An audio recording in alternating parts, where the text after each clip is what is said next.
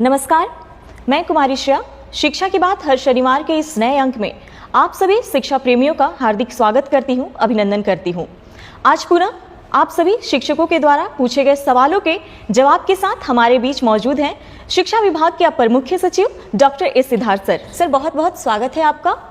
Sir, पिछली बार हमने TRE 3 के प्रश्नों पर बात की थी। सर, उस संबंध में आप कुछ कहना चाहेंगे? देखिए, मैंने पिछली बार कहा था कि हम लोग TRE 3 का पोस्टिंग हम लोग कर देंगे और ऑलमोस्ट बन गया है। कल सबसे पहले प्रथम 11 जिलों का हम लोग पोस्टिंग ऑर्डर निकालेंगे, मंडे को दूसरे 11 जिलों का निकालेंगे और ट्यूसडे को बाकी जिलों का निकालेंगे। और सभी जो भी टीचर्स जिनको स्कूल अलॉटेड है, ये आदेश उनको दिया जा रहा है कि वो 15 तारीख, इस महीने की 15 तारीख से पहले अपने अपने स्कूल ज्वाइन कर लेंगे और शैक्षणिक कार्य संचालन करेंगे। तो मैं चाहूँगा कि वो सभी जो टीचर्स हैं वो अपने अपने स्कूल्स ज्वाइन करें। और ये हो सकता है कि उसमें किसी को कोई समस्या हो, अपनी व्यक्तिगत समस्या हो, लेकिन क्योंकि नई बहाली है इसलिए सभी को अपने अपने फर्स्ट पोस्टिंग जिलों में ज्वाइन करना आवश्यक है और बाद में अपनी जो व्यक्तिगत समस्या है वे DO के माध्यम से राज्य मुख्यालय को भेज सकते हैं। तो मेरी सबको ये शुभकामनाएं हैं कि सभी लोग अपना ज्वाइन करेंगे। साथ ही साथ नेक्स्ट वीक हम लोग TRE 1 और TRE 2 के महिलाओं का स्थानांतरण जो दूरी के आधार पर है उसको टेकअप करेंगे। आपको ज्ञात होगा कि हम लोगों ने पिछले सप्ताह तक जितने भी विशेष समस्याएं हैं, बीमारी है, विकलांगता है, पति पत्नी है और उसके छूटे हुए मामले भी हम लोगों ने टेकअप कर लिए हैं। अब केवल बच गए हैं हमारे महिलाओं से संबंधित जो दूरी वाला है। तो TRE 1 और TRE 2 के भी हम लोग अगला सप्ताह टेकअप करेंगे और सभी को अपने अपने जो लॉगिन ID है ई-शिक्षा कोष, उसमें जानकारी प्राप्त हो जाएगी। इसलिए इधर उधर जानकारी के लिए आप लोग भटके नहीं। आपको अपने ई-शिक्षा कोष के लॉगिन में पहले तो SMS जाएगा और SMS जाएगा जिसके माध्यम से आप ई-शिक्षा कोष के लॉगिन में अपना अपना स्थानांतरण जिला देख सकेंगे। दूसरा एक मैं जानकारी ये देना चाहूँगा कि परसों मुझे एक पत्र मिला था अपने डाक में। मैं यूजुअली सभी पत्र बड़े ध्यान से पढ़ता हूँ, बहुत सारे लोग मुझे पत्र लिखते हैं। मैं उस पत्र में बहुत सारे इश्यूज़ थे और विशेषकर जो टीचर्स की समस्याएं हैं उसके बारे में बड़ी लंबी चौड़ी पत्र थी। और ये एक BPSC TRE 1 के जो शिक्षक हैं उन्होंने लिखा। मैंने 2-3 बार इस पत्र को पढ़ा और क्योंकि मैं इस कार्यक्रम के माध्यम से हम लोग शिक्षकों की, बच्चों की, स्टूडेंट्स की समस्याओं पर हम लोग प्रकाश डालते हैं, मैं चाहूँगा कि वो पत्र आप इस कार्यक्रम में पत्र है, थोड़ा इसको पढ़ा जाए इस पत्र को। जी सर। एक शिक्षक का शिक्षा विभाग के ACS doctor S Siddharth sir का नाम एक पत्र। आदरणीय ACS महोदय, अपर मुख्य सचिव शिक्षा विभाग, आपके द्वारा प्रत्येक शनिवार को एक YouTube चैनल पर शिक्षा पर चर्चा नाम से एक कार्यक्रम आता है जिसमें आपके द्वारा बड़े ही प्रमुखता से छात्रों तथा शिक्षकों के द्वारा पूछे जाने वाले सवालों का आप जवाब देते हैं। मैंने भी कई दफे उसी चैनल पर कमेंट्स में जाकर अपने प्रश्न लिखे जिसे मैं विभाग के जिले स्तर पर एक व्यापक कमी के स्तर पर देखता हूं, जिस पर मैं आपका ध्यान इस पत्र के माध्यम से आकृष्ट करना चाहता हूं क्योंकि मेरे वे प्रश्न आज तक उस चैनल पर नहीं पूछे गए हैं।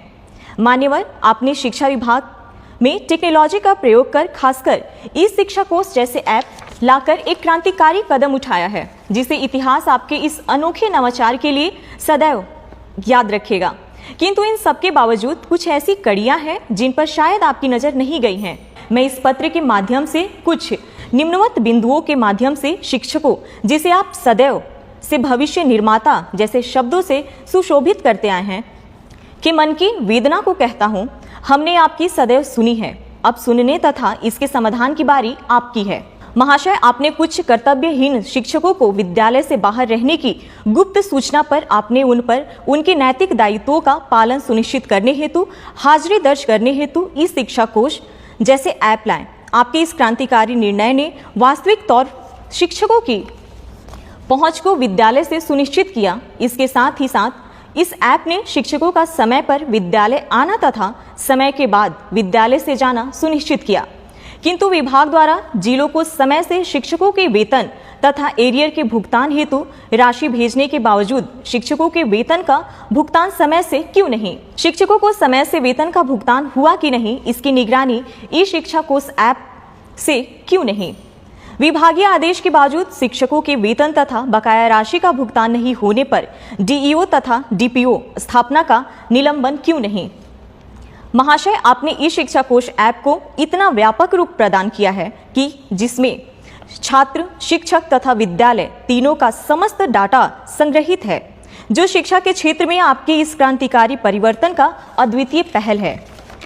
किंतु जो शिक्षक साथी मेडिकल लीव या अर्न लीव या किसी अन्य लीव जैसे मातृत्व अवकाश पर जाते हैं तो उन्हें भौतिक आवेदन डीईओ या डीपीओ कार्यालय में जाकर देना होता है।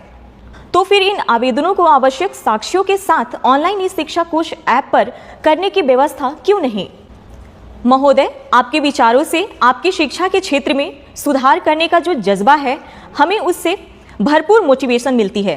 बिहार की स्कूली शिक्षा व्यवस्था को अद्वितीय बनाने का जो स्वप्न आपने और पूरी बिहार की जनता ने जो देखी है, हम उसे पूरा करने में अपना सर्वस्व निछावर कर चुके हैं। हम पूरे मन से, पूरी लगन से बच्चों को पढ़ाते हैं। हम उन बच्चों को भी पढ़ाते हैं जो पढ़ना नहीं चाहते हैं। हम उन अभिभावकों को भी प्रेरित करते हैं जो अपनी बच्चियों को पढ़ाना नहीं चाहते हैं।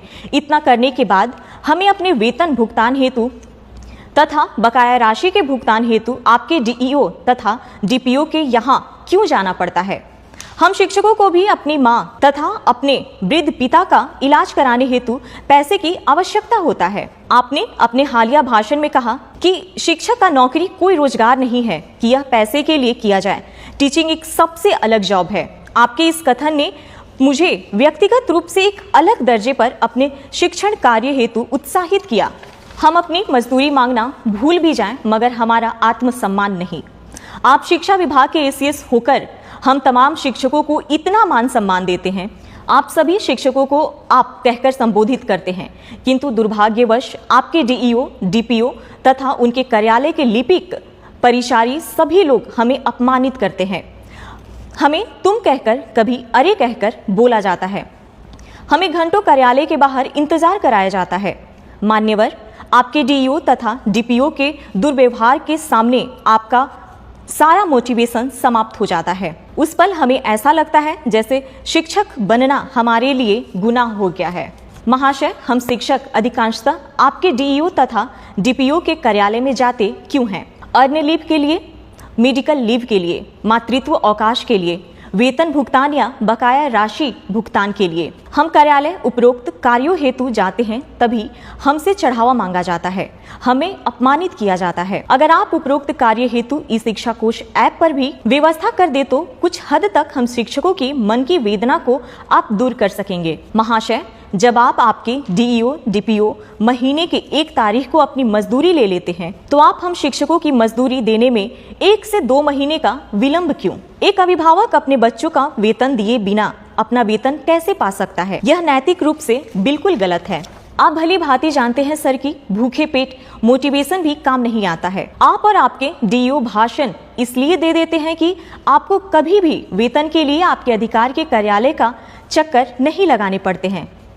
अतः महोदय से मेरा नम्र निवेदन होगा कि उपरोक्त बिंदु पर विचार करें ताकि बिहार के तमाम शिक्षक साथियों का दर्द कम हो। मैं इस पत्र को 2-3 बार पढ़ा और मैं इसीलिए इस पत्र को मैंने साझा किया क्योंकि इस कार्यक्रम को मेरे पूरे विभाग के अधीनस्थ सभी पदाधिकारी और कर्मचारी देखते हैं।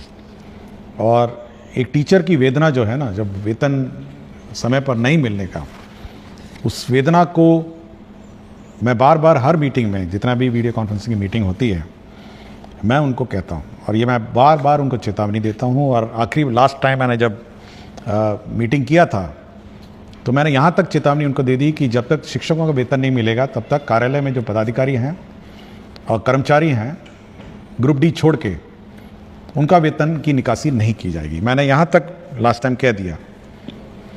और इस शिक्षक जो मुझे लगा टीआरई 1 के बहुत ही कमिटेड टीचर है, मतलब ये मेरे विचार से जब मैंने पत्र को बड़े ध्यान से पढ़ा तो मेरे मापदंड में बहुत एक आदर्श टीचर है, मतलब एक टीचर जिसकी मैं परिकल्पना करता हूँ और शिक्षा व्यवस्था जिसके कंधे पे है, और मेरा बहुत उम्मीद है ये TRE 1, TRE 2, TRE 3 और सक्षमता पास जो टीचर हैं कि इस प्रकार की भावना और इस प्रकार का जो मतलब कमिटमेंट है, यही हम सभी शिक्षक से चाहते हैं। ये उसका दूसरा उद्देश्य था।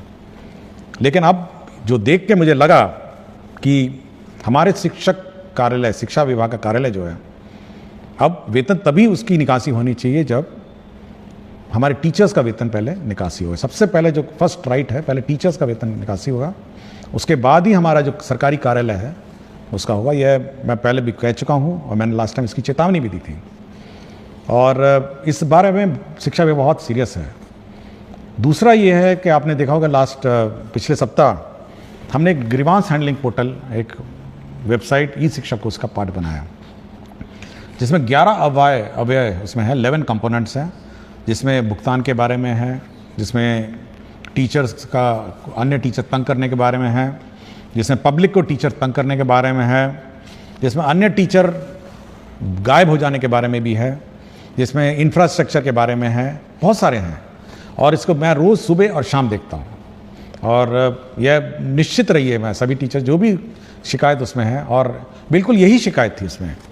जब मैंने खोला कि कितना पेमेंट पेंडिंग है तो बड़ा दुख हुआ मुझे कि मातृत्व अवकाश 1 साल पहले लिया था, अभी तक वेतन नहीं मिला, उस पीरियड का छुट्टी लिया, उसका वेतन नहीं मिला। तो मुझे बड़ा ख़राब लगा जब मैंने लंबित वेतन और सैलरी और अरियर का जो कंपोनेंट देखा।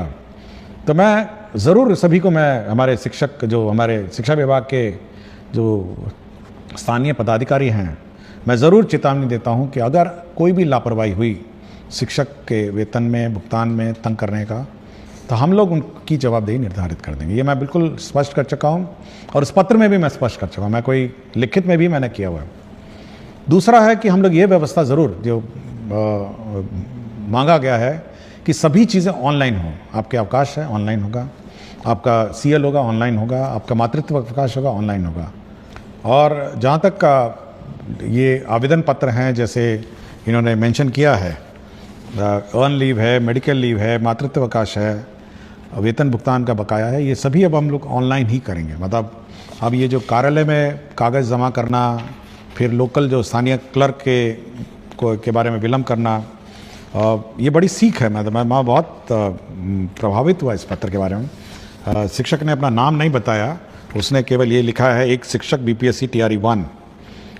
तो मैं बहुत प्रभावित हुआ इस पत्र से, और ये मैं अपने ऑफिसर्स को कहूँगा कि ये सभी जो कमेंट्स और जो सुझाव दिए गए हैं, तो इस पर अमल करें, और यह सुनिश्चित करें कि जो टीचर्स हैं वो ज़्यादा से ज़्यादा समय अपने विद्यालय में बिताएं। और साथ ही साथ इस बार आपको याद होगा कि हम लोगों ने मध्याह्न भोजन में भी हम लोगों ने प्रधान अध्यापक को अलग करने का निर्णय लेते हुए लोगों ने पायलट प्रोजेक्ट मध्याह्न भोजन का चालू किया है।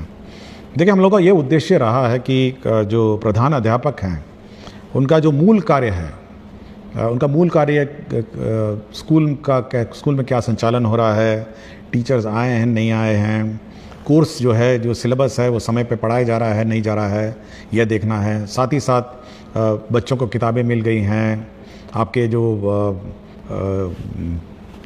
रिपेयर्स हैं, छोटे मोटे रिपेयर्स हैं, नल है, बिजली का कनेक्शंस हैं, ये सब है, बहुत सारे बिल्स का भुगतान है। साथ ही साथ बच्चे स्कूल में आ रहे हैं नहीं आ रहे हैं, स्थानीय स्तर पर पंचायतों से जीविका और सभी जो भी स्थानीय जनप्रतिनिधि हैं उनके साथ बैठक करना, और एक स्कूल का समन्वय समाज के साथ जोड़ना, तो ये सभी काम बहुत बड़ा काम है ये सब। और यह देखा गया है, और ये मेरा जो इंस्पेक्शन और फीडबैक से मिला है कि जो समय मिड डे मील में लगा उससे जो शैक्षणिक कार्य है ये प्रभावित हो गया है।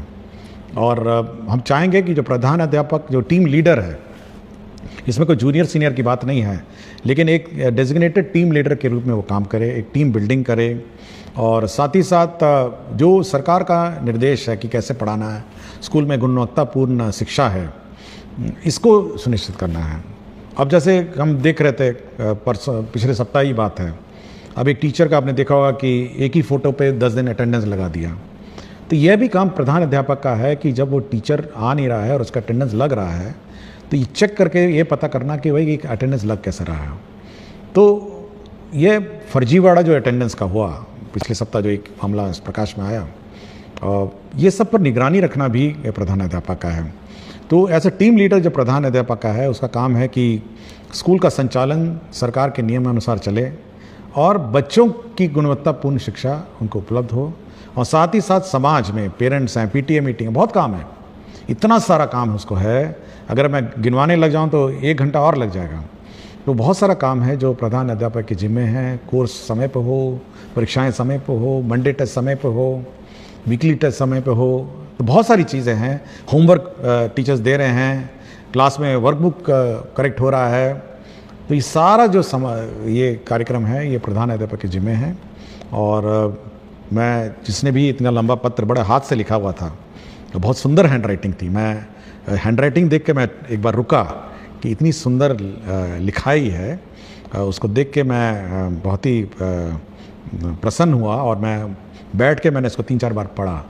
तो मैं आज इसीलिए मैंने आज इस कार्यक्रम को रखा कि आज एक बार इस पत्र के बारे में मैं सभी से चर्चा करूंगा और एक संवाद हम लोग शिक्षा में टीचर से संवाद स्थापित करना चाहते हैं, बच्चों से स्थापित करना चाहते हैं, अभिभावकों से करना चाहते हैं। और इसी कड़ी में मैं इस पत्र को आज मैंने पढ़ा, नमन करता हूँ, मैं उनको धन्यवाद देता हूँ कि शिक्षा क्षेत्र में सुधार के लिए उन्होंने मुझे पत्र लिखा। बहुत बहुत धन्यवाद सर। अगले सप्ताह पुनः आपसे मुलाकात होगी। धन्यवाद।